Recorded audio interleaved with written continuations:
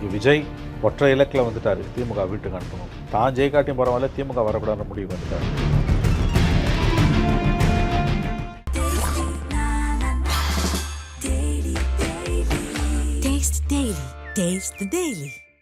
ஏறக்குறைய 4-5 வருஷமாக அந்த அம்மா வந்து கட்சியில் பயணிக்கிறாங்க.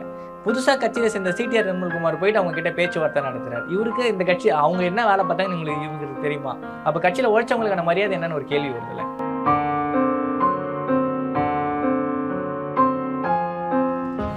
ஆட்சி மாற்றம் உறுதி தான் சிஎம்மா எல்லாம் நினைக்கிறாரு. எப்படி அந்த எண்ணம் அவருக்கு வந்ததுன்னு எனக்கு தெரியல. கான்ஃபிடென்ட்டாக இருக்க மக்கள் என்ன வாயில் சொன்னால் பத்தாது, கிரவுண்டில் இருக்கணும். அது கான்ஃபிடென்ட்டாக இருங்க சார், நல்லதே நடக்கும் சார், வெற்றி நிச்சயம் சார். காரை விட்டு இறங்கி பேசியிருக்கலாம், 2 வாரத்தை பேசிட்டு நீங்கள் பணியூருக்கு வாங்க பேசிக்கலாம், இன்னொரு நாள் வாங்க நம்ம பேசலாம், நான் கண்டிப்பாக உங்களை பார்க்க அனுமதிக்கிறேன் அப்படின்னு சொல்லிட்டு போயிருந்துருக்கணும். அவர் காரை விட்டு இறங்கவே இல்லை, கூப்பிட்டு பேசின மாதிரி கார் பாட்டு அப்படியே போயிட்டே இருக்குது. அப்போ இது வந்து மோடியோட அணுகுமுறையில் இருக்கார் அவர். நான் வச்சதான் சட்டம், சர்வாதிகார தன்மையில் கட்சி நகர்கிறது. டிவிகேவுடன் கூட்டணி இணைவாரா ஓபிஎஸ் அப்படின்னு ஒரு கேள்வி. அதிமுகவின் முதல்வராக இருந்தவர் திமுகவை போய் எம்எல்ஏ வைக்க போறாருன்னு ஒரு பிஜேபி அமித்ஷா எவ்வளோ சொல்லியும் எடப்பாடி கேட்க மறுக்கிறார். நேற்றைக்கு அவர் நடத்திய அந்த வாக்கெடுப்பில் பெரும்பாலானவர்கள் இவருக்கு தான் போகணும், விஜயோட தான் போகணும்னு சொல்கிறாங்க. தன்னை நம்ப வைத்து பாஜக முதுகில் குத்தி விட்டது என்பதை நன்றாக உணர்ந்திருக்கிறார். தமிழ்நாட்டில் நீங்கள் பிஜேபியை நம்பி போனீங்கன்னா தெருவில் நிற்பீங்கன்றதுக்கு ஓபிஎஸ் ஒரு சரியான ஒரு உதாரணம். கடைசி வரைக்கும் மன்றாடி பார்த்தார் ஓபிஎஸும் தினகரனும். அவங்க இவரை விட்டு எடப்பாடியை விடுறதா இல்லை, எடப்பாடி தான் எங்களுக்கு வேணும், மற்றவங்க யாரும் முக்கியம் இல்லைன்னு சொல்லிட்டாங்க பிஜேபி. திமுகவே அதிமுகவாக தான் உருவெடுத்திருக்கு, தாவேக்கா அதிமுக உருவெடுத்திருக்கிறது. இன்றைக்கி அவ்வளோதான். இன்னும் பல பேர் வர இருக்காங்க, அவங்களுக்கு உரிய மரியாதை கொடுக்குறேன்னு அவர் சொல்லிட்டார் விஜய். அப்போ எல்லாம் வந்து தான் தீரணும். விஜய் அதிமுக பாஜக கூட்டணி உருவானால் அது வலுவான கூட்டணி. ஆனால் விஜய்க்கு அது போவதற்கு வாய்ப்பு குறைவாது. விஜய் பனையூரின் கதவுகள் டிடிவிக்கு திறக்கவில்லை. தமிழ்நாட்டில் பாதையை தவற விட்டு திசை தெரியாமல் விழிக்கிறது பாஜக. தமிழ்நாடு தேர்தலில் படுதோல்வி, மிக மோசமான தோல்வியை பாஜக தழுவும்.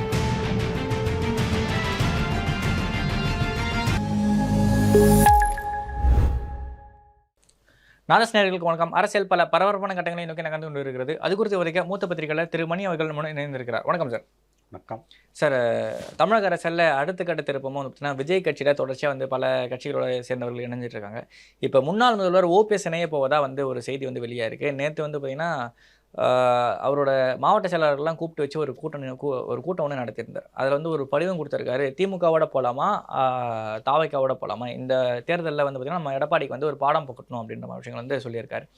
அதில் பெரும்பாலானவர்கள் 72 பேர் வந்து பார்த்திங்கன்னா தாவைக்காவோட போகணும் அப்படின்னு விருப்பம் தெரிவிச்சதாக வந்து சொல்லியிருந்தாங்க. குறிப்பாக குன்னூர் ராமச்சந்திரன் ஆகட்டும் சரி, பல பேர் அவங்க பேசுகிறப்ப, வைத்தியலிங்கம் ஆகட்டும் சரி, பல பேர் பேசுகிறப்போ வந்து பார்த்திங்கன்னா ஏடிஎம்கே ரொம்ப ஹார்ஷாக பேசினவங்க எல்லாருமே டிவிகேக்கு ஒரு சாஃப்ட் காரம் வச்சுருக்காங்க. டிவிகேவுடன் கூட்டணி இணைவாரா ஓபிஎஸ் அப்படின்னு ஒரு கேள்வி இருக்குது. அவருக்கு 2 ஆப்ஷன் இருக்குன்றாங்க. ஒன்று விஜயுடன் போவதற்கு ஒரு ஆப்ஷன், இன்னொன்று திமுகவோட போவதற்கு. 2 பேர்கிட்டையும் பேசுகிறாருன்றாங்க. என்ன மாதிரியான அரசியல்னு நமக்கு புரியல. இது வரைக்கும் கடந்த காலங்களில் அவள் நடந்து வந்த பாதையை வைத்து பார்க்கும்பொழுது எப்படி அவர் திமுகவுக்கு போவார் என்பது புதிராக இருக்கிறது. கடைசி காலத்தில் அதிமுகவுக்கு எதிராக ரெட்டைலுக்கு எதிராக ஓட்டு கேட்கக்கூடிய நிலை அதுவும் திமுகவில் சேர்ந்தவருக்கு வரப்போதான்றது ஆச்சரியமானது. அதிமுகவின் முதல்வராக இருந்தவர் திமுகவை போய் எம்எல்ஏ. ஆமாம், அதிமுகவில் முதலமைச்சராக இருந்தவர் திமுகவில் ஒரு தடவை இல்லை 3 முறை அதிமுகவில் முதலமைச்சராக இருந்தவர் திமுகவில் போய் வந்து எம்எல்ஏவாக இருப்பாரா என்பது $1 மில்லியன் கொஸ்டின். அரசியல் எதுவும் நடக்கலாம், யாருக்கும் விவஸ்தை கிடையாது. விஜயிடம் போய் அவர் அல்லது விஜய் கட்சியில் சேர்ந்து அங்கே எலெக்ஷனில் நிற்க போகிறாரான்றதும் கட்சியில் சேர்ற மாதிரி எந்த ஒரு சமயம் இருக்காங்க. கூட்டணி சார்ந்த அதே மாதிரி திமுகவோடையும் கூட்டணி தான் அவர் வைப்பார்னு சொல்லப்படுது. விஜய் கட்சியோடையும் அவருக்கு வந்து பேச்சுவார்த்தை நடக்குது அப்படின்னு சொல்கிறாங்க. விஜயும் 2 வாரங்களுக்கு முன்பு பேசும்பொழுது செங்கோட்டையை தொடர்ந்து பலர் வர இருக்கிறார்கள், அவர்களுக்கு உரிய மரியாதை கொடுக்கப்படும்னு தெளிவாக சொல்லிட்டார். ஆனால் அங்கே போகிறதுனா இவ்வளோ நாள் அவர் பயணித்த அந்த பயணத்துலேருந்து சற்றே மாறுபட்ட பயணம், வேறு வழி இல்லை அவருக்கு. ஏன்னா பிஜேபி அமித்ஷா எவ்வளோ சொல்லியும் எடப்பாடி கேட்க மறுக்கிறார். வேணால் அதிமுகவுக்குள்ளே வாங்க 3 சீட்டு கொடுக்குறோம், அது கூட கூட்டணிக்குள்ளே. என்டிஏவில் வாங்க தனியாக 3 சீட்டுன்ற அளவுக்கு பேசியிருக்காங்கன்றாங்க. டிடிவி கூட 4 சீட்டு, இவருக்கு 3 சீட்டா என்பது வந்து தொண்டர்களை வந்து ஆச்சரியமான அவங்க தொண்டர்களுக்கு பொறுத்த வரைக்கும் அது வந்து குறிப்பாக ஓபிஎஸை பொறுத்த வரைக்கும் அது ஒரு நெருக்கடி, ஒரு நெருடல் தான் அது வந்து. பட் இன்றைக்கி அவருக்கு ஆப்ஷன் இல்லை. நீங்கள் பார்த்தீங்கன்னா எல்லா பக்கமும் அவருக்கு கதவுகள் மூடப்பட்டிருக்கிறன. 2.5 வருஷமாக அவர் எடப்பாடியோட எல்லா சண்டையும் போட்டு பார்த்துட்டு, எல்லா கோர்ட்டுக்கும் போய் எல்லா சண்டையும் போட்டு பார்த்துட்டு உள்ளே போக முடியல. அதிமுக உள்ளே போக முடியல. ஏன்னா இது அடிப்படையில் ஒரு அரசியல் பிரச்சனை. இதற்கு அரசியல் ரீதியிலான தீர்வு தான் தகும், நிலைக்கும். இது ஒரு பொலிட்டிக்கல் ப்ராப்ளம். இதற்கு பொலிட்டிக்கல் சொல்யூஷன் தான் நிரந்தர தீர்வு என்ற புரிதல் அவருக்கு இல்லாமல் போனதோட விளைவு தான் இன்றைக்கி அதை அனுபவிக்கிறார். அமமுக மாதிரி தனி கட்சி டிடி மாதிரி அவர் போயிருந்தாருன்னா இந்நேரம் அவருக்கு உள்ளுக்குள்ளே மரியாதை வந்திருக்கும். ஏடிஎம்கேக்குள்ளேயும் அழகாக அதுலேயும் விஜய் கட்டி கூட போய் ஒரு ரெஸ்பெக்டை சம்பாதிச்சிருப்பார். எடப்பாடி கூட அவர் அந்த ஒருங்கிணைப்பாளர்னு சேரத்துக்கு முன்னாடி அவர் வீட்டு வாசல் அவ்வளோ ஜனங்க திறந்துட்டாங்க அந்த தர்ம யுத்தம் பண்ணப்ப.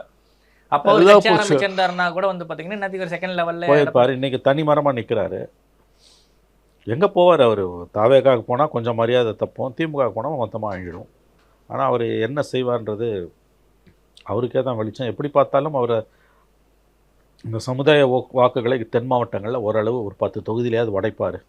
500,000 ஓட்டு உடைச்சா கூட அது எடப்பாடிக்கு லாஸுன்ற எண்ணம் மேலோங்குது. இன்றைக்கி பார்லிமெண்ட் எலெக்ஷனில் 3 லட்சம் ஓட்டு நம்ம வாங்கினார் போல இல்லையா? அவர் வந்து 18% பாஜக கூட்டணி உயர்வதற்கு அவர் தான் ஒரு காரணம், முக்கியமான காரணம். அந்த தென் மாவட்டங்களில் வந்து பார்த்தீங்கன்னா அதிமுக பின்னாடி போனதுக்கும் பாஜக அந்த இடத்துல நல்லா ஸ்கோர் பண்ணதுக்கான காரணம் எடப்பாடி ஓபிஎஸும் டிடிவியும் தான் வந்து முக்கியமான ஒரு காரணம். முக்கியமான ஒரு காரணம். இப்போ முக்குளத்தோட ஓட் பேங்கை மொத்தமாக கன்சாலிடேட் பண்ணி உங்களுக்கு வாங்கி கொடுத்தாங்க அப்படின்ற ஒரு பார்வை இருக்கு. அந்த பார்வை இருக்கிறது. அது ஒரு முக்கியமான ஒரு நிகழ்வு தான். நேற்றைக்கு அவர் நடத்திய அந்த வாக்கெடுப்பில் பெரும்பாலானவர்கள் இவருக்கு தான் போகணும், விஜயோட தான் போகணும்னு சொல்கிறாங்க. நேற்றைக்கு பியூஷ் கோயலுடன் அவருக்கு சந்திப்பு இருந்ததாக சொல்லப்பட்டது. அது ரத்து செய்யப்பட்டிருக்கிறது. தன்னை நம்ப வைத்து பாஜக முதுகில் குத்தி விட்டது என்பதை நன்றாக உணர்ந்திருக்கிறார். ஓப்பனாகவே சொல்லிட்டார் ஒரு இடத்துல. நயனார் மூலிமா நான் ட்ரை பண்ணேன், பட் அவங்க ரெஸ்பாண்டே பண்ணலை அப்படின்ற விஷயம் வந்து ஓப்பனாக வந்து சொல்லுவாங்க. ஆமாம், இங்கே வந்து தமிழ்நாட்டில் நீங்கள் பிஜேபியை நம்பி போனீங்கன்னா தெருவில் நிற்பீங்கன்றதுக்கு ஓபிஎஸ் ஒரு சரியான ஒரு உதாரணம். செங்கோட்டையனுக்கு அது பொருந்தும். ஆனால் அவர் புத்தாலித்தனமாக ஒரு கட்சிக்கு போயிட்டார். இவரை மாதிரி கோர்ட்டில் போய் கேஸெல்லாம் போட்டுக்கிட்டு தவறான பாதை வேஸ்ட் பண்ணல. அவர் அழகாக போயிட்டார். இப்போயாவது ஓபிஎஸ்க்கு ஞானம் வந்தால் சரி. இப்போது இந்த விஷயங்கள் வந்து பார்த்தீங்கன்னா பிஜேபி என்டிஏவோட அலையன்ஸ் வந்து பார்த்தீங்கன்னா மிகப்பெரிய ட்ராபேக்காக இருக்கும்ல. ஏன் அப்படின்னா பெரிய கட்சி வரும்னு சொல்லிட்டு சொன்னாங்க. இவங்க தான் பெரிய கட்சி, அது வரைக்கும் யாரும் வரவே இல்லை. அதிமுக பாஜக மட்டும் தான் பெருசாக இருக்குது. பாமக இன்னும் கூட்டணியை உறுதிப்படுத்தலை. தேமுதிக 2 பக்கமும் பேச்சுவார்த்தையில் இருந்துகிட்டே இருக்காங்க. வாசன் ஐஜேகே பண்ணுற ஒரு குட்டி கட்சிகள் தான் இருக்குது. நம்ம அதிமுகவில் வெற்றி பெற முடியுமான்னு ஒரு கேள்வி இருக்குல்ல. தமிழிசை வந்து நேற்றும் வந்து சொல்கிறாங்க விஜய் இருந்தால் வெற்றி வந்து சுலபமாகிடும் அப்படின்ற விஷயங்கள் பேசுகிறாங்க. அப்போ இன்னுமே உங்களுக்கு ஏடிஎம்கே பிஜேபி அலையன்ஸ்லாம் நம்பிக்கை இல்லைன்றதை நம்ம பார்க்க வேண்டியதாக இருக்குது. ஆமாம், ஏடிஎம்கே பிஜேபி அலையன்ஸ் வந்து டேக் ஆஃபே ஆகலை. நீங்கள் பார்த்தீங்கன்னா 8 மாதம் முடிஞ்சு போச்சு அனௌன்ஸ் பண்ணி. ஏப்ரல் 10ஆம் தேதியே என்னமோ அனௌன்ஸ் பண்ணார் அமித்ஷா. அதில் யார் வந்து சேர்ந்தா? இன்றைக்கி நம்மளும் பல தடவை பேசிட்டோம். அடுத்த பெரிய கட்சியாக கருதப்பட்ட பாமக அப்பா புள்ள சண்டையில் நடுத்தரில் சந்திச்சிருக்குது. இருக்கா இல்லையான்னு தெரியல. ஆல்ரெடி அவங்க ஓட் பேங்க் பெரிய அளவில் ஷிஃப்ட் ஆகிட்டு இருக்கு விஜய்கிட்ட. அதை பற்றி கவலைப்பட முடியாமல் அப்பாவும் பிள்ளையும் இந்த சண்டையை போட்டுன்னு இருக்காங்க. ஸோ பாமக இந்த பக்கம் வரல. 4% வாக்குகள், 50 தொகுதி, வட மாவட்டங்களில் 10% ஓட்டு இருக்கக்கூடிய கட்சி இந்த பக்கம் வரல.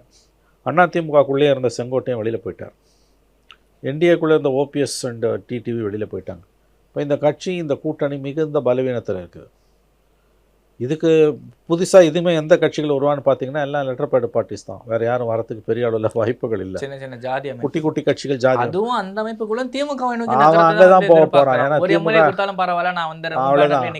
அவங்க பணம் வந்து திமுக வந்து பணத்தை வெள்ளமாக அள்ளி விடுறாங்க. 2 திமுக போனால் வெற்றி வாய்ப்பு உறுதின்னு ஒரு குறிப்பாக இருக்க குட்டி ஜாதி கட்சிகள் எல்லாம் அங்கே போகிறாங்க. ஆமாம், எல்லாருமே அங்கே போக ஆரம்பிச்சிட்டாங்க. ஸோ இந்த அலையன்ஸ் டேக் ஆஃபே ஆகலை. இதுக்கு நடுப்புற கடைசி வரைக்கும் மன்றாடி பார்த்தார் ஓபிஎஸும் தினகரனும். அவங்க இவரை விட்டு எடப்பாடியை விடுறதா இல்லை. எடப்பாடி தான் எங்களுக்கு வேணும், மற்றவங்க யாரும் முக்கியம் இல்லைன்னு சொல்லிட்டாங்க பிஜேபி. ஆனால் எடப்பாடியை ஒன்றும் அவங்க மரியாதையெல்லாம் எலெக்ஷன் முடிஞ்ச பிறகு எல்லாம் நடத்துவாங்கலாம் சொல்ல முடியாது. உங்களுக்கு வந்து எலெக்ஷன் முடிஞ்சு ஒருவேளை அதிமுக ஆட்சி அமைஞ்சதுன்னா 5 எம்எல்ஏ பிஜேபிக்கு இருந்தால் கூட அது கூட்டணி அமைச்சரவை வரத்துக்கு தான் ப்ரெஷர் அதிகமாக அவங்க மேலே போடுவாங்க. அமித்ஷா அப்படி தான் போடுவார். ஸோ எப்படி பார்த்தாலும் உங்களுக்கு வந்து இந்த அலையன்ஸ் ஜெல்லாவில் டேக் ஆஃப் ஆகலை. ஓபிஎஸும் வெளியில் போனார்னா கண்டிப்பாக தென் மாவட்டங்களில் ஒரு 30 தொகுதிகளில் அது இழுபறியில் போய் நிற்கும், அடி வாங்கும், ஓட்டு அடி வாங்கும். அவங்க ஜெயிக்க முடியாதுங்க. ஆனால் ஏடிஎம்கேவோட வெற்றியை பதம் பார்க்க முடியும். இன்றைக்கி விஜய் ஒற்றை இலக்கில் வந்துட்டார், திமுக வீட்டுக்கு அனுப்பணும். தான் ஜெயிக்காட்டியும் பரவாயில்ல, திமுக வரக்கூடாதுன்ற முடிவுக்கு வந்துட்டார். ஆனால் இவங்க எல்லாருமே இப்படி எடுக்கிற முடிவு வந்து பார்த்தீங்கன்னா திமுக தானே ஃபேவராக இருக்குது. அது அது வெளிப்பார்வைக்கு அப்படி இருக்குது. ஆனால் ஓட்டா உடையும் போது என்ன ஆகுதுன்னு நமக்கு தெரியாது. அப்படியே வந்தாலும் மெஜாரிட்டி கிடைக்குமான்றது டவுட்டு தான். ஏன்னா அவங்களுக்குள்ளேயும் இப்போ விஜய் வந்து ஏடிஎம்கே ஓட்டை மட்டும் உடைக்கல, ஆன்டி பிஜேபி ஓட்டையும் உடைக்கிறார். விசிகா, காங்கிரஸ் போன்ற சின்ன சின்ன கட்சிகளோட ஓட்டுகளையும் உடைக்கிறார். குறிப்பாக திமுகவில் பரம்பரை திமுகன்னு இருந்தவங்களோட வீட்டில் இருக்க இளைஞர்களோட ஓட்டையுமே விஜய் உடைக்கிறார். பெரிய அளவில் உடைக்கிறார். குறிப்பாக மகளிர் சார்ந்த ஓட்டுகளை விஜய் உடை ஸ்பாயில் ஸ்போர்ட்டாக இருப்பார். நேற்று பியூஷ் கோயல் ஓப்பனாக சொல்லிட்டாருன்றாங்க அவங்க மீட்டிங்கில். அவர் சொன்ன வார்த்தை வந்து இஸ் அ ஸ்பாயிலர்னு சொல்லியிருக்கார், கெடுப்பான் நம்மளை அப்படின்றது இன்டெரக்டாக சொல்லிட்டார். உடனே ஒட்டு போடுற வேலையில் பிஜேபி இறங்குது. அப்படிலாம் அவர் சொல்லலைன்னு அவர் அப்படி தான் பேசியிருக்காரு. அதுக்கப்புறமா தமிழ் சைடு பேட்டி தான் வந்து பார்த்தீங்கன்னா விஜய் எங்களோட கூட்டணி வந்தால் வெற்றி சுலபமாயிடும், திமுகக்கு எதிராக இருக்கு. அப்போ விஜய் வரலன்னா நீங்கள் ஸ்பாயிலர்னு உங்களுக்கே தெரியுது. பலவீனமாக ஏன் வந்து காமிச்சுக்கிறீங்க? பலவீனமாக இருக்கலாம், வீக்னஸ் இருக்கலாம், மனிதனுக்கு இருக்கும் ஆப்வியஸ்லி. ஆனால் அது வெளியில் காண்பித்து கொள்கிறவனுக்கும் காண்பித்து கொள்ளாதவனுக்கும் தான் வித்தியாசமே. The difference between who is showing and who is not showing, அதை நம்ம புரிஞ்சுக்கணும் அடிப்படையில். ஸ்பாயில் ஸ்போர்ட்னு ஓப்பனாகவே அவர் சொல்ல ஆரம்பிச்சிட்டார். ஸ்பாயிலர்னா என்ன அர்த்தம்? நம்ம கதையை முடிக்க போகிறான்னு அர்த்தம். அதுதான் வேறு வார்த்தையில் தமிழிசை நீங்கள் எங்கள் கட்சிக்கு வரணும் கூட்டணிக்கு, இல்லாட்டி உங்களுக்கு அப்படி ஆகிடும். அவருக்கு எப்படி ஆனால் உங்களுக்கு நான் வந்தது 4 முனை போட்டி உறுதியாகும் பட்சத்தில் திமுக ஆட்சியை தக்க வைத்துக் கொள்ளும் தான் எனக்கு தோணுது. மேபி வித் ஸ்லிம் மெஜாரிட்டி கூட இருக்கலாம், but they were somehow manage through. ஆனால் அந்த ஓட் டிஃபரன்ஸ் இது போன தேர்தல் மாதிரி 90,000 ஓட்டுகள் வித்தியாசத்தில் 60,000 ஓட்டுகள் வித்தியாசத்தில் 1 லட்சம் ஓட்டு வித்தியாசத்துலாம் வாய்ப்பே கிடையாது. டஃப் ஃபைட் இருக்கணும். ஏன்னா இவங்க வந்து ஏடிஎம்கே வர எல்லாரையும் உள்ளே சேர்த்துக்கிறாங்க. பாரம்பரிய திமுக காரனுக்கு அது வெறுப்பை உண்டாக்கும். அவனுக்கு அதிமுகவா தாவேக்கா உருவெடுத்து. ஆமாம் குட்டி திமுகவே அதிமுகவாக தான் உருவெடுத்திருக்கு. தாவேக்கா அதிமுக உருவெடுத்திருக்கிறது இன்றைக்கி. அவ்வளோதான். இன்னும் பல பேர் வர இருக்காங்க, அவங்களுக்கு உரிய மரியாதை கொடுக்குறேன்னு அவர் சொல்லிட்டார் விஜய். அப்போ எல்லாம் வந்து தான் தீரணும். விஜய் அதிமுக பாஜக கூட்டணி உருவானால் அது வலுவான கூட்டணி. ஆனால் விஜய்க்கு அது போவதற்கு வாய்ப்பு குறைவு. அதையும் நான் சொல்லிடுறேன். என்டிஏவோட போய் சேர்ந்தாருன்னா அவருடைய சிறுபான்மையின வாக்குகள் என்ன ஆகுன்றது $1 மில்லியன் கொஸ்டின். இப்போ சமீபத்தில் நடந்த அந்த கிறிஸ்மஸ் விழாவில் வந்து பார்த்தீங்கன்னா அது சமத்துவ கிறிஸ்மஸ் விழான்னு வச்சுட்டு அது ஒரு சமூகம் சார்ந்த கிறிஸ்மஸ் விழா மாதிரி ஆகி போச்சு கடைசியில். ஆமாம். ஸோ ஏசு இறங்கி வந்து இது பண்ணாருன்ற அளவுக்குலாம் பேச ஆரம்பிச்சிட்டாங்க மறந்து. ஆகவே இது 4 முனை போட்டி கிட்டத்தட்ட உறுதி. ஓபிஎஸ் இல்லை டிடிவி இன்னும் வாய் திறக்கல. டிடிவி வந்து அப்படி ஒரு சஸ்பென்ஸ் ஃபேக்டருக்குள்ள வச்சுட்டே இருக்காங்கன்னா திருப்பி ஒரு இன்சிஸ்ட் பண்ணுற விஷயம் என்னன்னு பார்த்தீங்கன்னா எடப்பாடியை முதல்வராக்க நான் ஏன் பாடுபடணும் அப்படின்ற ஒரு கேள்வியை திருப்பி வைக்கிறார். என் கூட இருக்கிறவங்க சுயநலம் இல்லாதவர்கள், பதவிக்கோ காசுக்கோ போகிறவங்க கிடையாது அப்படின்ற விஷயம் திருப்பி வைக்கிறார். அப்போனா அவர் வேற ஏதோ ஒரு விஷயத்த பாயிண்ட் பண்ணுறாருன்னு ஒரு கேள்வி இருக்குல்ல. எடப்பாடி அவர் விஜய் பக்கம் நகர்கிறாருங்க. விஜய் அவர் கதவை திறக்கல இது வரைக்கும். விஜய் பனையூரின் கதவுகள் டிடிவிக்கு திறக்கவில்லை. ஆப்ஷன் விஜய் கதவு திறந்தாருன்னா அவர் கண்டிப்பாக போயிடுவார். அவர் என்டிஏக்கு போக மாட்டார். ஏன்னா அவ்வளோ அவருக்கு அனுபவிச்சிட்டார். தன்னுடைய நண்பர்கள் அனைவரையும் என்டிஏ இழந்து விட்டு பிஜேபியோட அகங்காரத்தால் ஆணவத்தால் தவறான கணிப்புகளால் தமிழ்நாட்டில் பாதையை தவற விட்டு திசை தெரியாமல் விழிக்கிறது பாஜக. தமிழ்நாடு தேர்தலில் படுதோல்வி, மிக மோசமான தோல்வியை பாஜக தழுவும். இப்போ விஜய் பக்கம் எடுத்துக்கிட்டோம்னா கட்சி சார்ந்த விஷயங்களில் பல இடங்களில் விஜய் கோட்டை விடுறாருன்னு ஒரு கேள்வி இருக்குல்ல. ஏன் அப்படின்னு பார்த்தீங்கன்னா இப்போ சமீபத்தில் நடந்த இந்த கூட்டங்கள் ஆகட்டும் சரி, பல பொறுப்புகள்லேருந்து ஆளை மாற்றுறாங்க. அஜித் ஆக்னல் உட்பட பல பேரை வந்து மாற்றுறாங்க. அப்படி மாற்றுறப்ப இந்த இடத்துல ஒரு டென்ஷன் உருவாகுது. இவ்வளோ நாள் கட்சிக்கு உழைச்சவங்க அப்படின்ற மாதிரி ஒரு ஃபெமிலியர் ஃபேஸாக தூத்துக்குடியில் அஜித் ஆக்னல்ன்றது பார்க்கப்பட்டாங்க. கார் வருது, கார் அவங்களை இடித்து தள்ளிட்டு இது பண்ணிட்டு போகிற மாதிரி போகுது. அட்லீஸ்ட் நின்று அவங்க கிட்ட என்ன வார்த்தைனா தான் அட்ரஸ் பண்ணி கேட்டிருக்கோம். அதை பண்ணலை. கூப்பிட்டு வச்சு ஒரு இண்டோர்லையாவது அவங்க கூப்பிட்டு வச்சு தனியாக பேசியிருக்கணும். அது அவங்க பேசவில்லை. வெளியே வந்து அவங்க வைக்கிற குற்றச்சாட்டு என்னன்னு பார்த்தீங்கன்னா எங்களால் அவரை மீட் பண்ணவே முடியல, எல்லாமே புஷியானது மூலியமாக தான் நடக்குது, காசு வாங்கிட்டு போஸ்டிங் போட்டு கொடுக்குறாங்கன்ற மாதிரியான கம்ப்ளைண்ட்ஸ்லாம் வந்து பார்த்தீங்கன்னா அங்கே உட்காந்து பேசுகிறவங்க வைக்கிறாங்க. இந்த பக்கம் அதுக்கு ஆப்போசிட்டான ஒரு கம்ப்ளைண்ட்ஸ் வைக்கிறாங்க. ஏறக்குறைய 4-5 வருஷமாக அந்த அம்மா வந்து கட்சியில் பயணிக்கிறாங்க. புதுசாக கட்சியில் சேர்ந்த சிடிஆர் நிர்மல்குமார் போயிட்டு அவங்க கிட்ட பேச்சுவார்த்தை நடத்துறாரு. இவருக்கு இந்த கட்சி அவங்க என்ன வேலை பார்த்தாங்கன்னு உங்களுக்கு இவருக்கு தெரியுமா? அப்போ கட்சியில் உழைச்சவங்களுக்கான மரியாதை என்னன்னு ஒரு கேள்வி வருதுல்ல. கண்டிப்பாக அதாவது புதிய கட்சிகளில் இருக்கக்கூடிய சிக்கல் இது. சித்தாந்த ரீதியாக இயங்காத கட்சிகளில் இந்த பிரச்சனை வந்தே தீரும். இன்னும் உங்களுக்கு ஒரு தேர்தலில் முழுசாக சந்திக்கலாம், அதுக்குள்ளே இவ்வளோ போராட்டம் எதுக்கு, இவ்வளோ தூரம் ஓரம் கட்டுறது எதுக்கு? 2வது சாலை மறியல் செய்து தன் காரை வழிநடத்த பெண்ணே அவரே சாலையில் இறங்கி என்னன்னு கேட்டிருக்கணும். கட்சிக்கார பெண் யாரோ பிரச்சனைனா கூட பரவாயில்ல, கட்சிக்கார பெண், கட்சி பொறுப்பாளர். அப்போ இதுதான் அங்கே உட்கட்சி ஜனநாயகம். சந்தி சிரிக்குது அது. இன்னும் ஒரு எலெக்ஷனை முழுசாக ஃபேஸ் பண்ணுறதுக்கு முன்னாலே இதுதான் நிலைமை. அப்போ இது இப்போ உடனே என்ன பண்ணுவாங்க, அந்த லேடியை பின்னால் இருந்து திமுக தான் உசுப்பி விட்டதுலாம் கூட பேசுவாங்க. அவசியமே இல்லை. தானாக விட்டாலே இது இப்படி தான் போய் முடியும். திமுக வந்து வரணுன்னா இருக்கிற பெருசாக்கி உங்களுக்கு வந்து அது அந்த ஸ்கேல் வேறு. உங்களுக்கு நான் சொல்கிறது புரியும்னு நினைக்கிறேன். இந்த ஸ்கேல் வேறு. இது இது இது வந்து சின்ன லெவலில் பின்பிரிக்ஸ். இது நாளைக்கு அதை நோக்கி அதை நகரலாம். பட் இதில் கவனிக்க வேண்டியது பின்னால் இருந்து திமுக உசுப்புதா அண்ணா திமுக உசுப்புறா அதெல்லாம் கிடையாது. இந்த பிரச்சனையை அவர் எப்படி எதிர்கொள்ளுகிறார்? நாளைக்கு பெரிய அளவில் அதிருப்தி வரும்போது என்ன பண்ணுவார்? ஒன்றும் இல்லை, பெரிய சொன்ன மாதிரி காரை விட்டு இறங்கி பேசியிருக்கலாம். 2 வாரத்தை பேசிட்டு நீங்கள் பனையூருக்கு வாங்க பேசிக்கலாம், இன்னொரு நாள் வாங்க நம்ம பேசலாம், நான் கண்டிப்பாக உங்களை பார்க்க அனுமதிக்கிறேன் அப்படின்னு சொல்லிட்டு போயிருந்துருக்கணும். அவர் காரை விட்டு இறங்கவே இல்லை. கூப்பிட்டு பேசின மாதிரி கூட இல்லை. கார் பாட்டுன்னு அப்படியே போயிட்டே இருக்குது. அப்போ இது வந்து மோடியோட அணுகுமுறையில் இருக்கார் அவர். நான் வச்சதான் சட்டம், சர்வாதிகார தன்மையில் கட்சி நகர்கிறது. இது ரொம்ப நாள் ஓடாது. உட்கட்சி பூசல் இப்பொழுதே தலை தூக்க ஆரம்பித்திருக்கிறது விஜய் கட்சியில். அதை திறம்பட கையாள விஜய் தவறுவாரையானால் அவருடைய அரசியல் வாழ்க்கையில் மிகப்பெரிய நெருக்கடியை சந்திப்பார். இன்னமும் அவர் வந்து அதாவது வந்து ஆட்சி மாற்றம் உறுதி, தான் சிஎம் எல்லாம் நினைக்கிறாரு. எப்படி அந்த எண்ணம் அவருக்கு வந்ததுன்னு எனக்கு தெரியல. கான்ஃபிடென்ட்டாக இருக்க மக்கள் என்ன வாயில் சொன்னால் பத்தாது, கிரவுண்டில் இருக்கணும். அது இல்லை, ஏதாவது பிரச்சனை நான் வந்து நிற்பேன் அப்படின்றாரு. ஆனால் அதுக்கான வாய்ப்புகளும் இல்லாத மாதிரி தான் தெரியுது. கண்டிப்பாக வந்து நிற்கிறது. ஆமாம். ஸோ இது ஒரு எப்படி சொல்கிறதுன்னு கேட்டிங்கன்னா வந்து கட்சி ஆரம்பித்து 2 ஆண்டுகள் பூர்த்தி அடைவதற்குள், முழுமையடைவதற்குள் எல்லா கட்சிகளிலும் இருக்க வியாதி, உட்கட்சி பூசல் என்ற வியாதி தாவேக்காவிலும் விஜயகாந்த் கட்சியிலும் பெரிய அளவில் வளர தொடங்கி இருக்கிறது. இதை அவர் சமாளிக்கின்ற விதம் வந்து ரொம்ப சர்வாதிகார தன்மை கொண்டதாக இருக்குது. காரை விட்டு இறங்காமல் கார் அவங்க மேலே கிட்டத்தட்ட மோதிர மாதிரி போகிறாரு. அவர் ஒரு கட்சி தலைவருக்கான பண்பே இது கிடையாது. ஆரம்ப காலத்தில் இருக்கக்கூடிய ஒரு கட்சி தலைவருக்கான பண்பே கிடையாது. அது அந்த கட்சி தான் முடிவு செய்யணும். இந்த அணுகுமுறை கட்சியை எங்கும் கொண்டு செல்லாது. அப்போ வாய்ப்புகள் வந்தாலும் அவர்களால் அதை முழுவதும் பயன்படுத்தி கொள்ள முடியாது. இப்போ ஒருவேளை வந்து பார்த்தீங்கன்னா டிடிவியும் ஓபிஎஸும் வந்து விஜய் அவர்களோட கூட்டணி சேர்றாங்க. ஆனால் அது அதிமுக எந்த அளவான ஒரு பாதிப்புகளை ஏற்படும் சார்? கண்டிப்பாக தென் மாவட்டங்களில் ஒரு 20லேருந்து 30 தொகுதிகளில் பாதிப்பு ஏற்படுத்தும் சார். நிச்சயமாக ஏற்படுத்தும் சார். அதாவது அவங்க ஜெயிக்கிறது கடினம். தாவேக்கா ஓபிஎஸ் ஜெயிக்கிறது கடினம் என்னோட அசஸ்மெண்ட்டில். அவங்க ஜெயிக்கிறாங்களோ இல்லையோ அதிமுகவோட வெற்றி வாய்ப்பை சிதைப்பார்கள். வரும் தேர்தல் வந்து ரொம்ப டஃப் ஃபைட்டாக இருக்கும். 500 ஓட்டில் 100 ஓட்டில் ஜெயிக்கலாம், தோக்கலாம்.